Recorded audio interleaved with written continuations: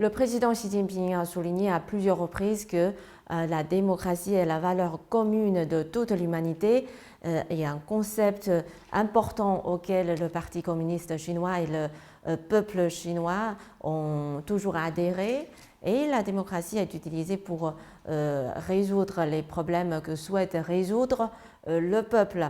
Donc, comment jugez-vous le rôle des deux sessions pour faire avancer de manière positive le progrès démocratique?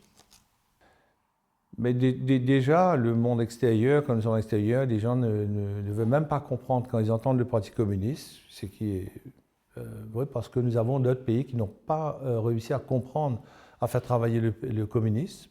Mais par contre, la Chine a parfaitement réussi. Et donc, c'est important d'aller se poser la question, mais pourquoi la Chine a réussi ou d'autres ont échoué? C'est parce qu'ici, c'est le peuple d'abord. C'est le peuple qui est mis en avant. D'ailleurs, les gens qui sont élus au National Congress Party, et donc ces gens sont issus des fermiers, des livreurs, des ouvriers, et en même temps avec cette balance, avec des gens intellectuels, des avocats, des médecins, et qui se penchent ensemble et se mettent ensemble dans le même comité d'apporter donc leur voix dans le Parlement avec tout l'ensemble des décideurs du pays. Et c'est certain donc que c'est un pays qui écoute tout le monde et chaque personne a la chance de pouvoir être écoutée. Et c'est cette façon même de procéder qu'aujourd'hui, c'est un peuple qui est majoritairement, sinon dans l'ensemble du pays, que nous avons un peuple qui d'ailleurs qui est fier de son gouvernement et de sa façon de diriger. Vous avez été ministre de l'Environnement et ministre de l'Intégration sociale de Maurice. Donc, comment jugez-vous les résultats obtenus par la Chine en matière de lutte contre la pauvreté? Écoutez, les 3 dernières années de mon mandat en tant que ministre, j'étais ministre de l'Intégration sociale. Et là, c'est un secteur auquel je peux parler. J'ai eu le privilège, la chance d'être au plus près avec ceux qui sont dans donc, la Poverty Alleviation en Chine, de travailler ensemble. Et pour moi, ce n'était pas étonnant que la Chine ait pu, avec 10 ans d'avance sur son programme, d'éliminer l'extrême pauvreté.